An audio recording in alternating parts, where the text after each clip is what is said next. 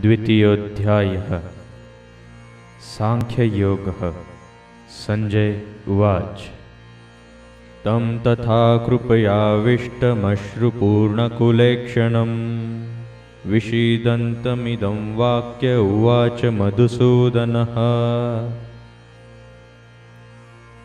संजय ने कहा, करुणा से व्याप्त शोकयुक्त अश्रुपूरित नेत्रों वाले अर्जुन को देखकर मधुसूदन कृष्ण ने यह शब्द कहे।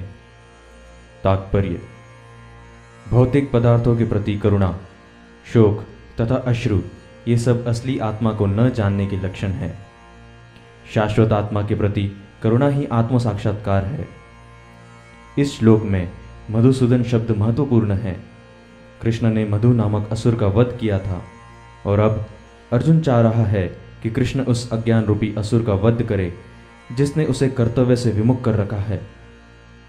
यह कोई नहीं जानता कि करुणा का प्रयोग कहाँ होना चाहिए।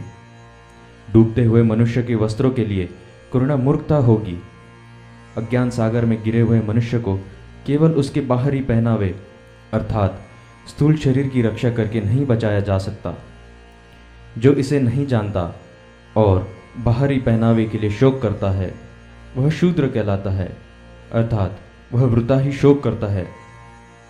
अर्जुन तो क्षत्रिय था, अतः उससे ऐसे आचरण की आशा न थी, किंतु भगवान कृष्ण अज्ञानी पुरुष के शोक को विनष्ट कर सकते हैं और इसी उद्देश्य से उन्होंने भगवत गीता का उपदेश दिया।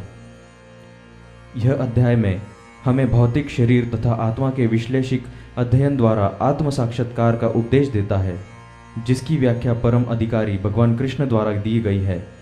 यह साक्षात्कार तभी संभव है जब मनुष्य निष्काम भाव से कर्म करे और आत्मबोध को प्राप्त हो। श्री भगवान उवाच। कुतस्त्वाकश्मलमिदं विषमे समुपस्थितम् अनार्यजुष्टमस्वर्ग्यम् अकीर्तिकर्म अर्जुना। श्री भगवान ने कहा, हे अर्जुन, तुम्हारे मन में यह कल्मश आया कैसे? यह उस मनुष्य के लिए तनिक भी अनुकूल नहीं है जो जीवन के मूल्य को जानता हो। इससे उच्च लोक की नहीं अपितु अपयश की प्राप्ति होती है।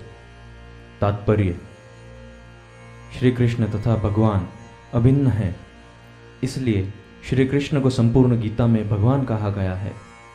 भगवान परम सत्य की परिकाष्ठा हैं। परम सत्य का बोध ज्ञान की 3 अवस्थाओं में होता है: ब्रह्म या निर्विशेष स्वयं व्यापी चेतना, परमात्मा या भगवान का अंतर्यामी रूप जो समस्त जीवों के हृदयों में है, तथा भगवान या श्री भगवान कृष्ण। श्रीमद् भागवत में परम सत्य की यह धारणा इस प्रकार बताई गई है: परम सत्य का ज्ञाता परम सत्य का अनुभव ज्ञान की 3 अवस्थाओं में करता है और ये सब अवस्थाएं एक रूप हैं।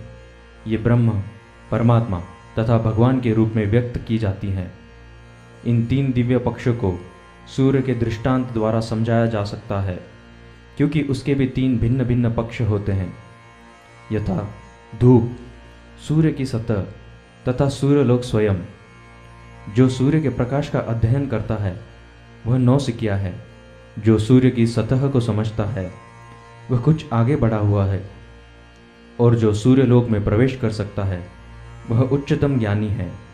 जो नौसिखिया सूर्य प्रकाश, उसकी विश्वव्याप्ति तथा उसके निर्विशेष प्रकृति के अखंड तेज के ज्ञान से ही तृष्ट हो जाता है, वह उस व्यक्ति के समान है जो परम सत्य के ब्रह्म रूप को ही समझ सकता है।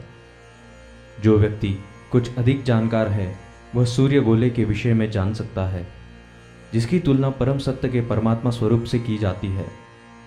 जो व्यक्ति सूर्यलोक के अंतर में प्रवेश कर सकता है उसकी तुलना उससे की जाती है जो परम सत्य के साक्षात रूप की अनुभूति प्राप्त करता है। अतः जिन भक्तों ने परम सत्य के भगवान स्वरूप का साक्षात्कार किया है वे सर्वोच्च अध्यात्मवादी हैं। यद्यपि परम सत्य के अध्ययन में रत सारे विद्यार्थी एक ही विषय के अध्ययन में लगे हुए हैं।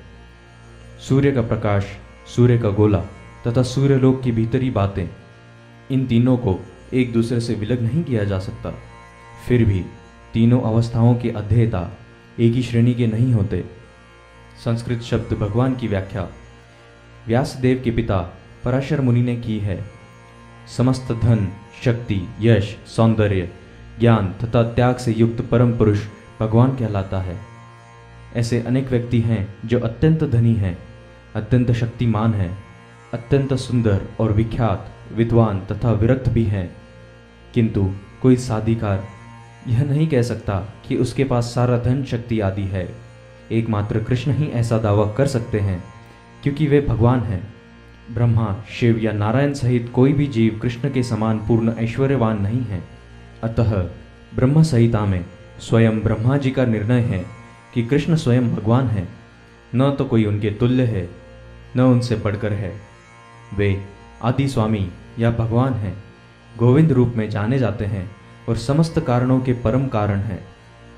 ऐसे अनेक पुरुष हैं जो भगवान के गुणों से युक्त हैं, किंतु कृष्ण परम हैं, क्योंकि उनसे बढ़कर कोई नहीं है। वे परम पुरुष हैं और उनका शरीर सच्चिदानंदमय है। वे आदि भगवान गोविंद हैं और समस्त कारणों के कारण हैं। भागवत में भी भगवान के नाना अवतारों की सूची है, किंतु कृष्ण को आदि भगवान बताया गया है, जिनसे अनेकानेक अवतार तथा ईश्वर विस्तार करते हैं। यहाँ पर वर्णित सारे अवतारों की सूचियाँ या तो भगवान की अंश कलाओं अथवा पूर्ण कलाओं की हैं, किंतु कृष्ण स्वयं भगवान हैं। अतः कृष्ण आदि भगवान, परम सत्य, परमात्मा तथा निर्विशेष ब्रह्म दोनों के उद्गम हैं। भगवान की उपस्थिति में अर्जुन द्वारा स्वजनों के लिए शोक करना सर्वथा अशोभनीय है। अतः कृष्ण ने कुतः शब्द से अपना आश्चर्य व्यक्त किया है। आर्य जैसे सभ्य जाति के किसी व्यक्ति से ऐसी मलिनता की उम्मीद नहीं की जाती। आर्य शब्द उन व्यक्तियों पर लागू होता है जो जीवन के मूल्य को जानते हैं और जिनकी सभ्यता आत्म साक्षात्कार पर निर्भर करती है। देहात्म बुद्धि से प्रेरित मनुष्य को यह ज्ञान नहीं रहता कि जीवन का उद्देश्य परम सत्य विष्णु या भगवान का साक्षात्कार है। वे तो भौतिक जगत के भी बाह्य स्वरूप से मोहित हो जाते हैं। अतः वे यह नहीं समझ पाते कि मुक्ति क्या है। जिन पुरुषों को भौतिक बंधन से मुक्ति या कोई ज्ञान नहीं होता, वे अनार्य कहलाते हैं। यद्यपि अर्जुन क्षत्रिय था, किंतु युद्ध से विचलित होकर वह अपने कर्तव्य से गुमराह हो रहा था। उसकी यह कायरता अनार्यों के लिए ही शोभा देने वाली हो सकती है। कर्तव्य पथ पर इस प्रकार का विचलन न तो आध्यात्मिक जीवन में प्रगति करने में सहायक बनता है, न ही इससे इस संसार में ख्याति प्राप्त की जा सकती है। भगवान कृष्ण ने अर्जुन द्वारा अपने स्वजनों पर इस प्रकार की करुणा का अनुमोदन नहीं किया।